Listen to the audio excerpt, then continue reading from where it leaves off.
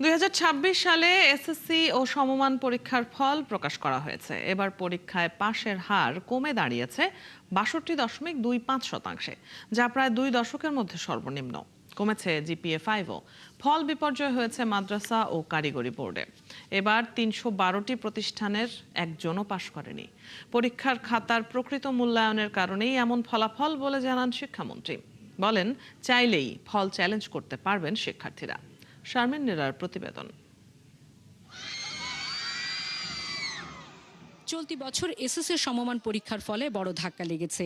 পাশের হার নেমে এসেছে 62.25%, যা গত 19 বছরের মধ্যে সর্বনিম্ন। 2007 সালে গড় পাশের হার ছিল 57.37%। সেই সাথে ফল প্রকাশিত হলো প্রায় 80 দিন পর। এবার 18,29,000 শিক্ষার্থীর মধ্যে ফেল করেছে 7 লাখ। কমেছে জিপিএ-5ও। গত বছর 1,39,000 শিক্ষার্থী জিপিএ-5 পেয়েছিল, এবার তা কমে হয়েছে 1,16,000। ফলাফলে এবারও এগিয়ে ছাত্রীরা। সাধারণ বোর্ড ভিত্তিক ফলাফলে সবচেয়ে ভালো করেছে ঢাকা, গড় পাশের হার 71.63%। ময়মনসিংহ বোর্ডে সবচেয়ে খারাপ, পাশের হার 57.39%। তবে 11 বোর্ড মিলিয়ে মাদ্রাসা ও কারিগরিতে পাশের হার যথাক্রমে 55 ও 58%। এবার সবচেয়ে বেশি খারাপ ফল হয়েছে মানবিক বিভাগে। সুন্দর রেজাল্ট হয়েছে।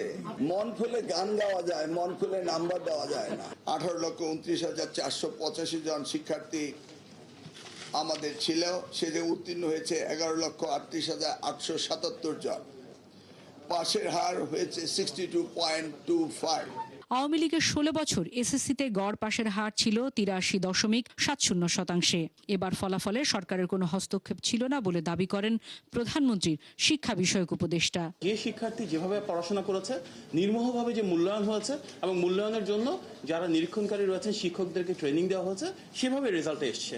আমার মনে হয় এখানে ভালো বা মন্দের দিকে না তাকিয়ে আমরা সেভাবেই দেখতে পারি যে শিক্ষার্থীরা ভালো ফলাফল করেছে তাদেরকে আমাদের সবার অভিনন্দন জানানো উচিত, শুভেচ্ছা জানানো উচিত। আন্তঃশিক্ষা বোর্ড জানায়, এবার একাদশে মোট 25 লাখ আসন রয়েছে। উত্তীর্ণ সবাই ভর্তির সুযোগ পাবে। আসন প্রায় 25 লক্ষ। সেখান থেকে গত বছর পূরণ হয়েছিল 58.7%, আর শূন্য ছিল 41.3%। এবছর পাশের হার আরেকটু কমেছে, সেক্ষেত্রে আসন সংখ্যা আরেকটু বেশি শূন্য। 15 সেপ্টেম্বরের মধ্যে ভর্তি কার্যক্রম শেষ করে একাদশ শ্রেণীর ক্লাস শুরু করতে চায় কর্তৃপক্ষ। শারমিন নীরা, 71, ঢাকা।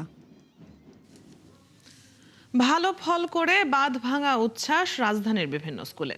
মোবাইলে SMS এ ফলাফল আসতেই আনন্দ উচ্ছ্বাসে মা বাবাকে সঙ্গে নিয়ে স্কুলে ছুটে যান শিক্ষার্থীরা। কাঙ্ক্ষিত ফল পাওয়ার আনন্দ ভাগাভাগি করতে বাদ্যযন্ত্রে মুখর হয়ে ওঠে মতিঝিলের আইডিয়াল স্কুল অ্যান্ড কলেজ প্রাঙ্গণ। ঢাকের তালে তালে সাফল্যের আনন্দে মেতে ওঠেন শিক্ষার্থীরা, অভিভাবক ও শিক্ষকরা। তবে উৎসবের এই আনন্দের পাশাপাশি এবারের ফলাফলে ফুটে উঠেছে ভিন্ন চিত্র। এসএসসি ও সমমানে এবার গড় পাশের হার আগের চেয়ে কমেছে। গোল্ডেন এ প্লাস, আলহামদুলিল্লাহ, ভাষায় প্রকাশ করার মতো না। এটা আনবিলিভেবল এক্সাইটিং। হ্যাঁ, ও এটা আউটস্ট্যান্ডিং পারফরমেন্স। খুবই ভালো লাগতেছে বলতে গেলে। আল্লাহর উপর শুকরিয়া অনেক, আমাকে গোল্ডেন এ প্লাস দিচ্ছে। এসএসসির ফল প্রকাশের খবর নিয়ে ভিকারুন্নেসা নূন স্কুল অ্যান্ড কলেজ থেকে আমাদের সাথে এই মুহূর্তে যোগ দিচ্ছেন সহকর্মী মেহেদী হাসান। মেহেদী, এই স্কুলে পাশের শতাংশ কত, কি বলছেন উচ্ছ্বসিত শিক্ষার্থী ও অভিভাবকরা?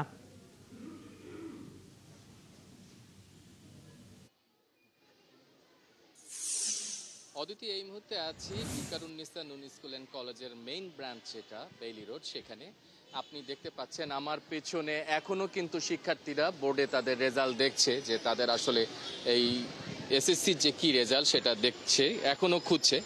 তো এবং আপনি জানেন যে সেই ভিকারুন্নেসা নূন স্কুল অ্যান্ড কলেজের যে সকালের দিকে রেজাল্ট যখন ঘোষণা হয়, সে সময় কিন্তু সাথে সাথেই এই স্কুলের যে শিক্ষকরা আছে তারা কিন্তু রেজাল্টটা ডাউনলোড করতে পারছিল না বা সার্ভারের সমস্যার কারণে 1 থেকে 1.5 ঘন্টা দেরি হয়েছে রেজাল্ট পরীক্ষা এই স্কুলে স্টুডেন্টরা পরে জেনেছে।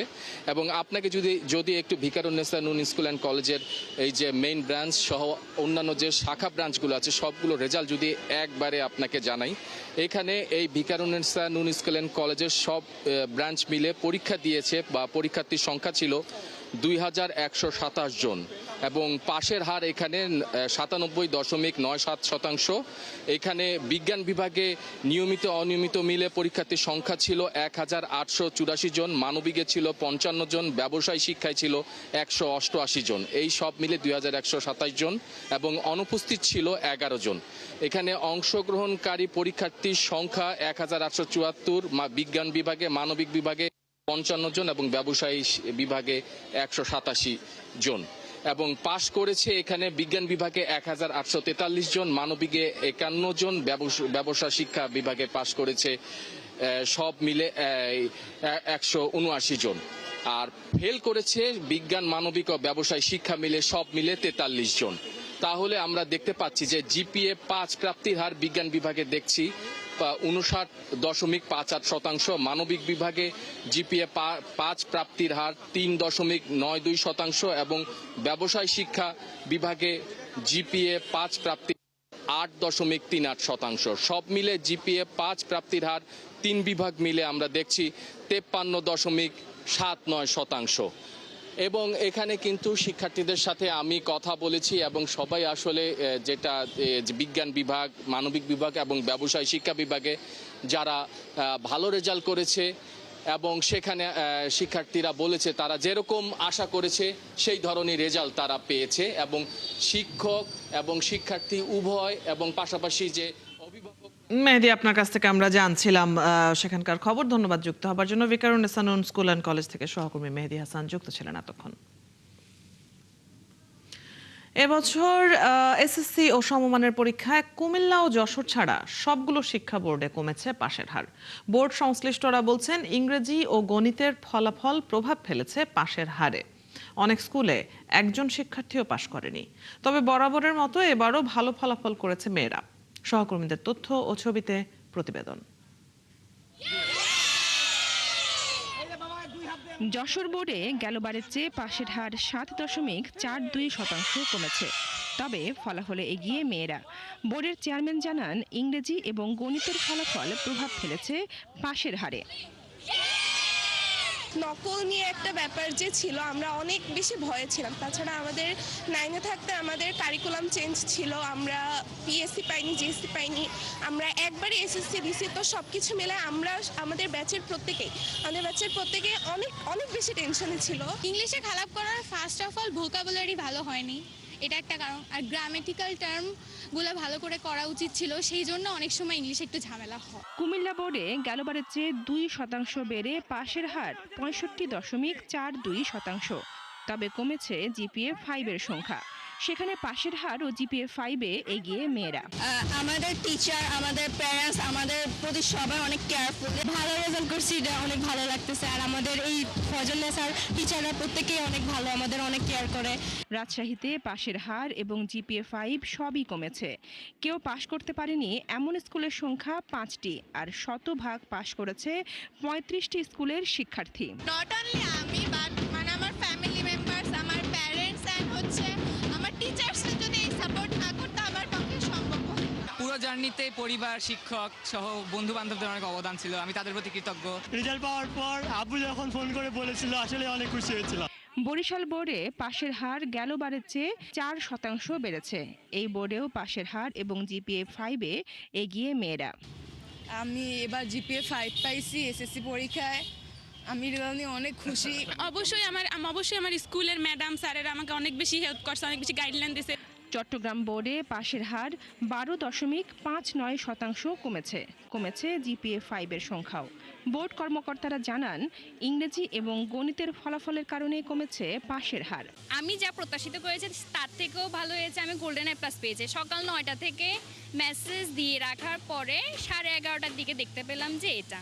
প্রত্যেক ছাত্রছাত্রীর একটা স্বপ্ন থাকে এবং আমারও সেই স্বপ্নটা আজকে পূরণ হলো আমার মেয়ের সাথে। ময়মনসিংহ শিক্ষা বোর্ডে পাশের হার 57.39%, শতভাগ পাশ করা প্রতিষ্ঠান মাত্র 10টি। আলহামদুলিল্লাহ, যেরকম আশা করেছিলাম সেরকমই হয়েছে। দিনাজপুর বোর্ডে পাশের হার 10% কমে 58.05% হয়েছে, সেখানেও ছাত্রীদের পাশের হার বেশি। বনশ্রী হালদার, 71। দর্শক, এবারে চলে যেতে চাই যশোরে এসএসসি ও সমমান পরীক্ষায় সেই বোর্ডের ফলাফলের খবর নিয়ে যুক্ত হচ্ছেন সহকর্মী এস এম ফরহাদ। ফরহাদ, সেখানে ফলাফল নিয়ে কি প্রতিক্রিয়া দেখছেন শিক্ষার্থী ও অভিভাবকদের মধ্যে?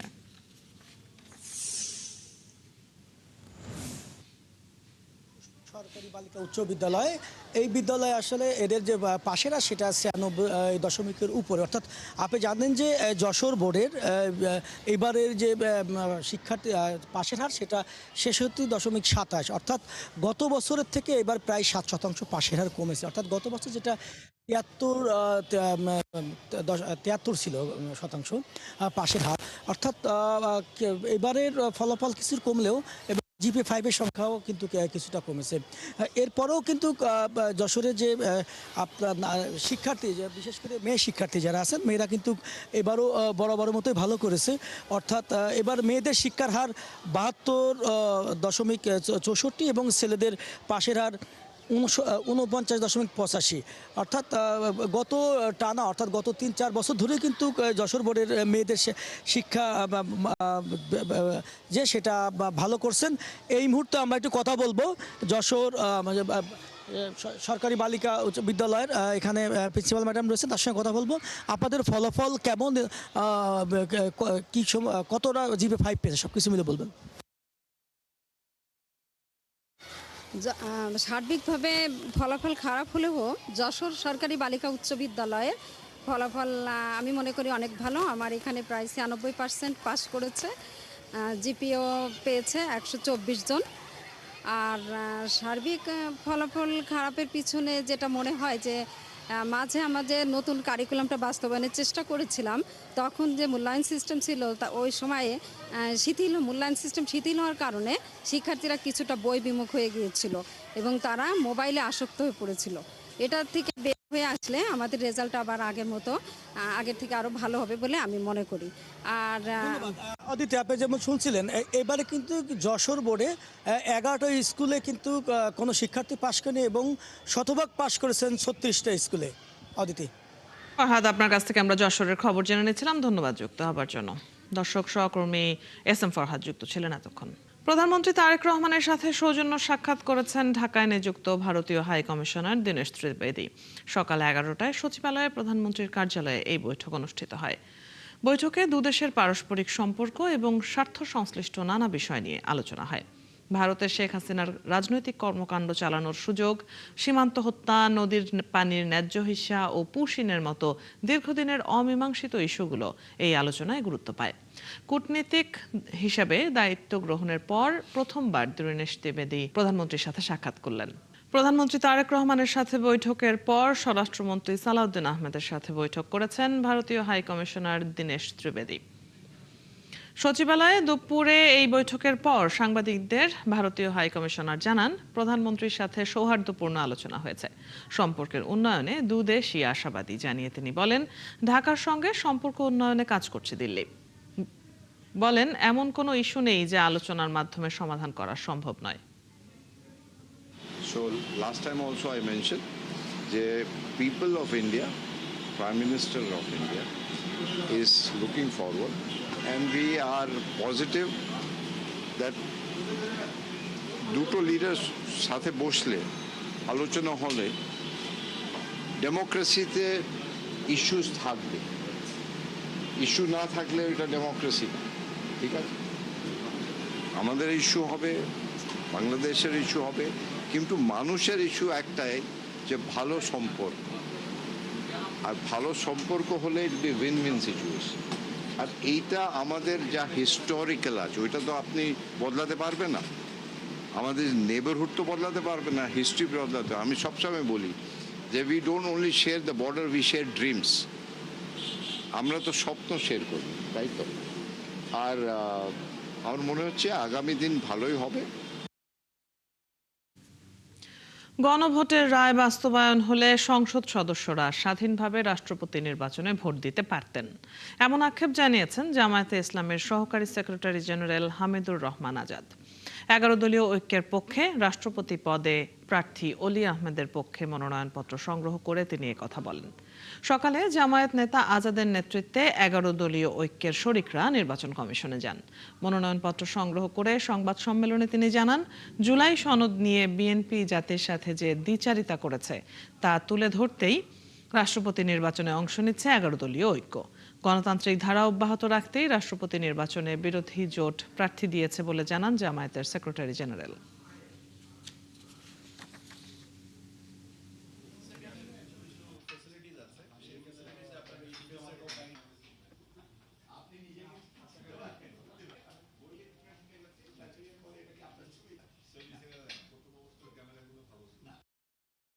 যদি বিনা প্রতিদ্বন্দ্বিতা হয়ে যায় তাহলে আমরা গণতন্ত্র চর্চা যেটা বলি এটা হচ্ছে না। এই জন্য আমরা গণতান্ত্রিক ধারাটাকে ফিরিয়ে আনতে চাই, সুস্থ ধারায় রাজনীতিকে নিয়ে যেতে চাই, দেশকে পরিচালনা করার জন্য আমরা উদ্যোগ গ্রহণ করেছি। সৌদিতে আগুনে নিহত 16 জনের মধ্যে 13 জনের বাড়ি নওগাঁয়। এর মধ্যে আত্রাই উপজেলার গন্ডগোহালী গ্রামেরই 4 জন। একসাথে এত মৃত্যু সইতে পারছে না নিহতদের পরিবার ও গ্রামবাসী। পরিবারের একমাত্র ভরসার ব্যক্তিদের হারিয়ে দিশেহারা স্বজনরা। এখন মরদেহটুকু শেষবারের মতো দেখার অপেক্ষায় তারা। বুলবুল আহমেদের তথ্য ও নাসিম আলীর তোলা ছবিতে প্রতিবেদন। সংসারে সচ্ছলতা ফেরানোর স্বপ্ন নিয়ে ঋণ করে সৌদি আরবে পাড়ি দিয়েছিলেন নাটোর, নওগাঁ ও রাজশাহীর 16 তরুণ। কিন্তু সেই স্বপ্ন থেমে গেল ভয়াবহ অগ্নিকাণ্ডে। প্রিয়জনদের হারিয়ে এখন দিশেহারা পরিবার। কি করতে গাও দিয়ে গেল রে বাবা, আমি তো সহ্য করতে সরকারের কাছে এই দাবি দ্রুতভাবে আমাদের করে একই পরিবারের দুইটা মৃত্যুর আগে মায়ের সঙ্গে অনলাইনে কথা বলার চেষ্টা করেছিলেন নওগাঁর গন্ডগোহালী গ্রামের মোহন ও সুমন, কিন্তু গ্রামে তখন বিদ্যুৎ না থাকায় ইন্টারনেট সংযোগ বন্ধ হয়ে যায়। ফলে শেষবারের মতো মায়ের মুখটিও দেখতে পারেননি তারা।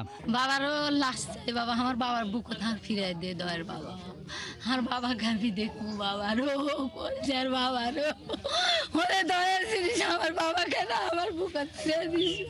বলেছিল যে মা আমাদের কারখানাতে আগুন লাগছে, আমরা বাঁচবো না মা, তোর মুখটা না দেখি মা। নিহতদের মৃতদেহ দ্রুত দেশে ফিরিয়ে আনার অপেক্ষায় স্বজনরা।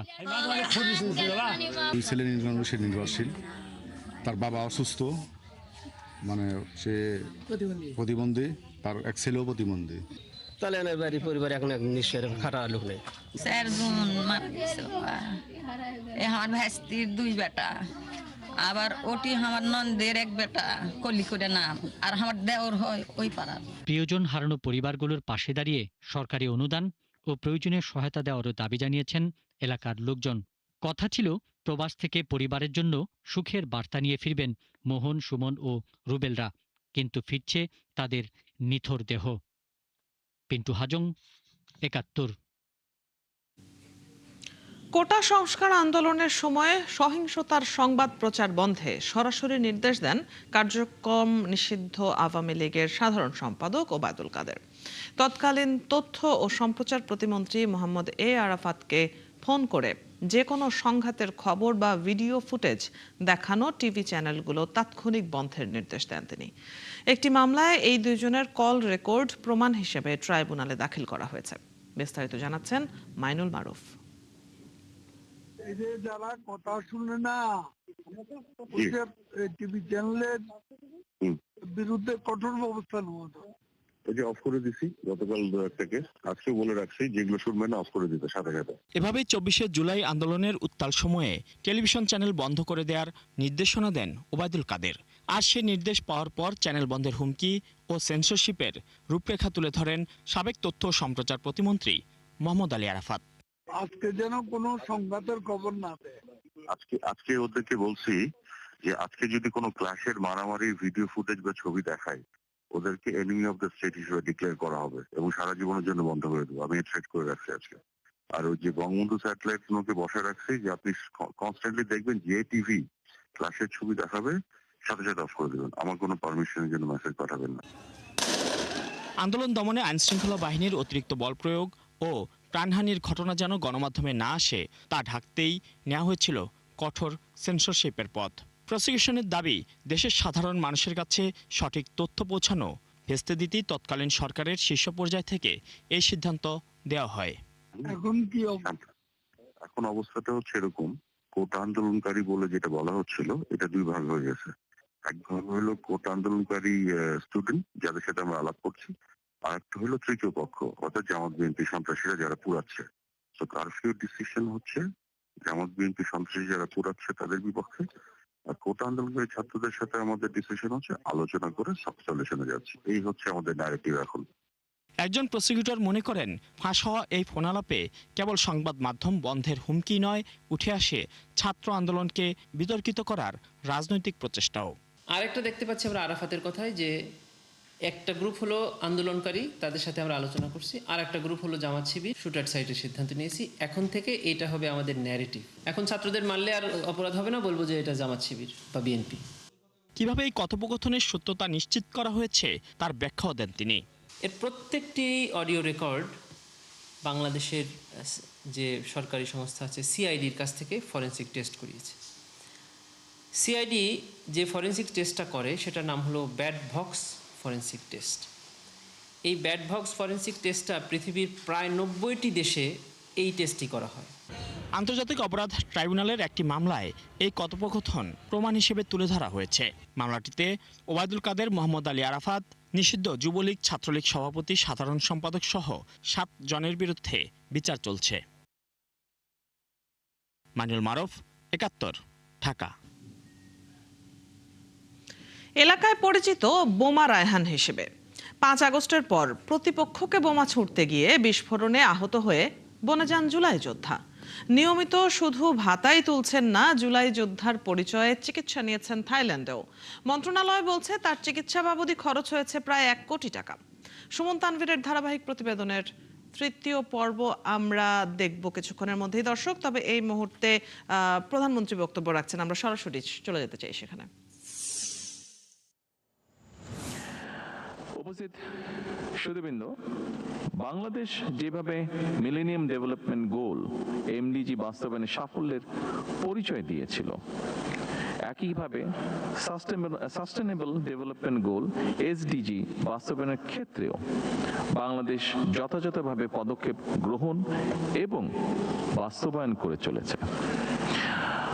আপনারা নিশ্চয়ই লক্ষ্য করে থাকবেন, এসডিজির প্রতিপাদ্য নো ওয়ান লিভ বিহাইন্ড, কিংবা কাউকে পেছনে ফেলে নয়।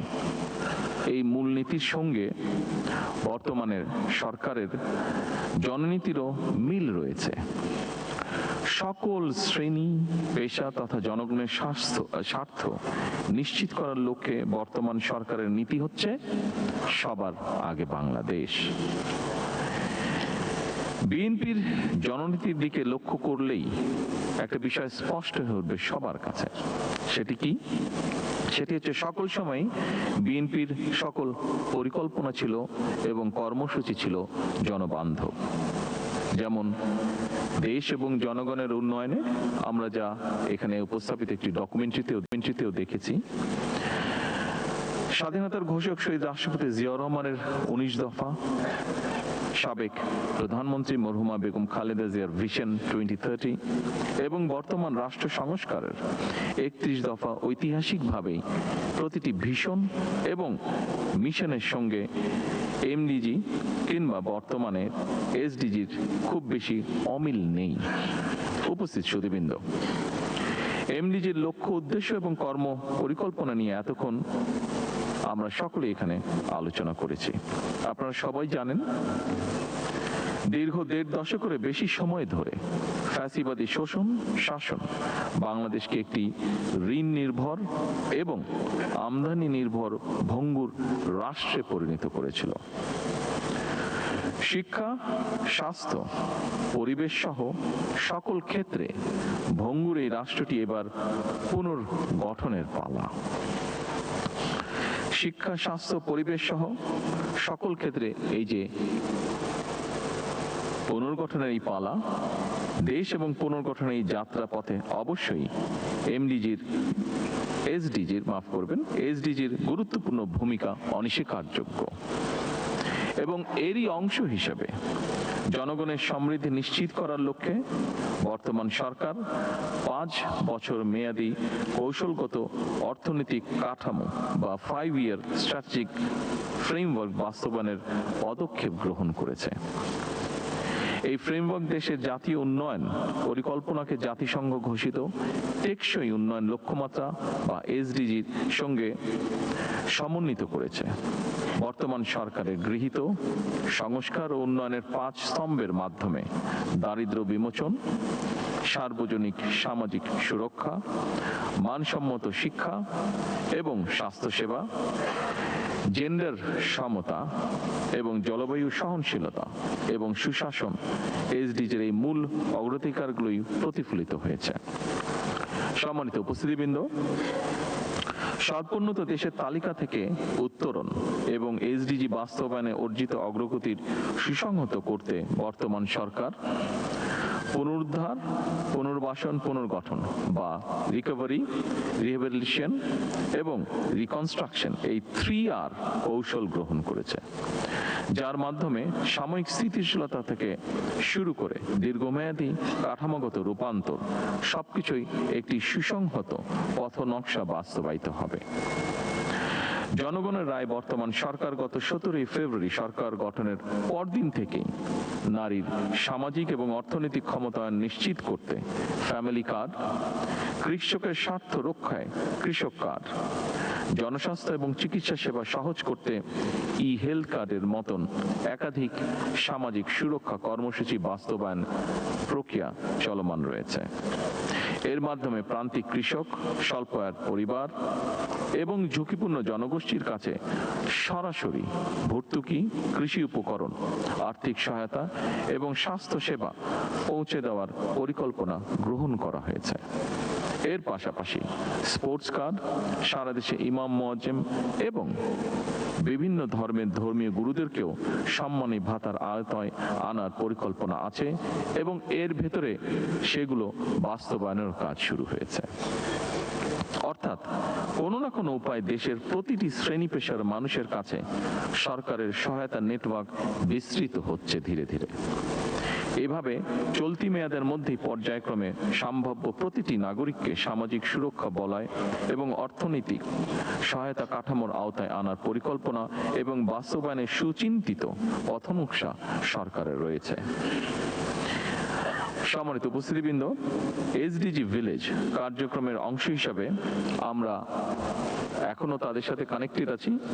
বাংলাদেশের 3টি জেলার 3টি উপজেলায়, যেমন রাঙামাটি কাপ্তাই উপজেলার মিতিঙ্গাছড়ি, খুলনার দাকপ উপজেলার পানখালী এবং দিনাজপুরের বোচাগঞ্জ উপজেলার নাফনগর, এই 3টি গ্রামকে এসডিজি স্থায়ীকরণের একটি পাইলট মডেল হিসেবে প্রাথমিকভাবে বাছাই করা হয়েছে।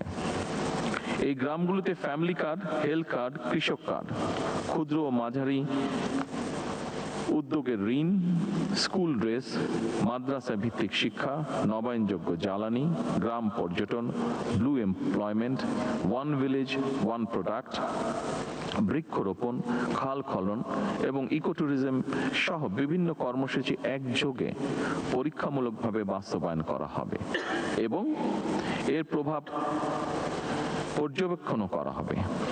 এই উদ্যোগের সাফল্যের ভিত্তিতে ভবিষ্যতে সারা দেশের অন্যান্য গ্রামেও এই মডেল সম্প্রসারিত করার পরিকল্পনা রয়েছে সরকারের। আমি আশা করি এসডিজি ভিলেজ বর্তমান সরকারের নির্বাচনী অঙ্গীকারকে একটি আন্তর্জাতিকভাবে স্বীকৃত ডেভেলপমেন্ট মডেল হিসেবে বিশ্বের সামনে তুলে ধরার একটি দৃষ্টান্তমূলক প্ল্যাটফর্ম হিসেবে গড়ে উঠবে। সম্মানিত উপস্থিতিবৃন্দ, কোনো একক মন্ত্রণালয় বা বিভাগের মাধ্যমে এসডিজি বাস্তবায়ন সম্ভব নয়। এর সফল বাস্তবায়নের জন্য প্রয়োজন সরকার, বেসরকারি খাত, উন্নয়ন সহযোগী, এনজিও, সুশীল সমাজ, গণমাধ্যম এবং প্রতিটি নাগরিকের সম্মিলিত সহযোগিতা। আমি আশা করি 3 দিনের এই সম্মেলনে প্রতিটি সমন্বয়কারী মন্ত্রণালয় ও বিভাগ তাদের অভীষ্ট ভিত্তিক অগ্রগতি, চ্যালেঞ্জ ও ভবিষ্যৎ করণীয় নিয়ে আলোচনার মাধ্যমে বাস্তবসম্মত এবং সময় উপযোগী কর্মপরিকল্পনা ও পদক্ষেপ গ্রহণ করবেন। আগামী দিনের কর্মপরিকল্পনায় কয়েকটি মৌলিক বিষয়ে সরকারের দৃষ্টিভঙ্গি স্পষ্ট। একটি গণতান্ত্রিক রাষ্ট্র যেখানে থাকবে অবাধ নির্বাচন, আইনি শাসন এবং প্রাতিষ্ঠানিক জবাবদিহিতা। একটি মানবিক রাষ্ট্র যেখানে স্বাস্থ্য, শিক্ষা ও নাগরিক অধিকার হবে সার্বজনীন, এবং একটি কল্যাণ রাষ্ট্র যেখানে প্রতিটি নাগরিকের অর্থনৈতিক সুযোগ ও আন্তঃপ্রজন্ম ন্যায্যতা নিশ্চিত থাকবে। সম্মানিত সকল উপস্থিতিবৃন্দ, সবশেষে আমি প্রধানমন্ত্রীর কার্যালয়ের এসডিজি বিষয়ক মুখ্য সমন্বয়ক এবং গভর্নেন্স ইনোভেশন ইউনিট এবং বাংলাদেশ পরিকল্পনা কমিশনের সাধারণ অর্থনীতি বিভাগকে এমন একটি জনগুরুত্বপূর্ণ সম্মেলন আয়োজনের জন্য আন্তরিকভাবে ধন্যবাদ জানাই।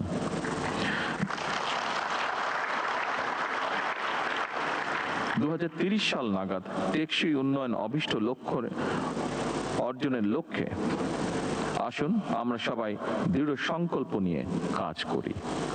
আমি জাতীয় সম্মেলনের সাফল্য কামনা করে এসডিজি ভিলেজ কার্যক্রমের উদ্বোধন আনুষ্ঠানিকভাবে ঘোষণা করছি। ধন্যবাদ। আল্লাহ হাফেজ। চীন মৈত্রী সম্মেলন কেন্দ্রে অনুষ্ঠানে বক্তব্য রাখছিলেন প্রধানমন্ত্রী তারেক রহমান। আমরা তখন সরাসরি যুক্ত ছিলাম সেখানে। কিংবদন্তি চিত্রশিল্পী এস.এম. সুলতানের জন্মবার্ষিকী আজ। কৃষক, মেহনতি মানুষ আর গ্রাম বাংলার চেনা জীবনের গল্প তুলির শক্তিশালী আঁচড়ে বিশ্বদরবারে ধরেছিলেন নড়াইলের এই কৃতি সন্তান। তার জন্মবার্ষিকী সামনে রেখে এবারও নড়াইলে থাকছে নানা আয়োজন। আজিজুল ইসলামের তথ্য ও ছবিতে প্রতিবেদন। শিল্পী এস.এম. সুলতানের স্মৃতিধন্য নড়াইল। তার স্মৃতি সংরক্ষণে 2003 সালে সংস্কৃতি মন্ত্রণালয় নির্মাণ করে এস.এম. সুলতান কমপ্লেক্স। চিত্রা নদীর ধারে সুলতানঘাট নির্মাণ এই কমপ্লেক্সেরই অংশ।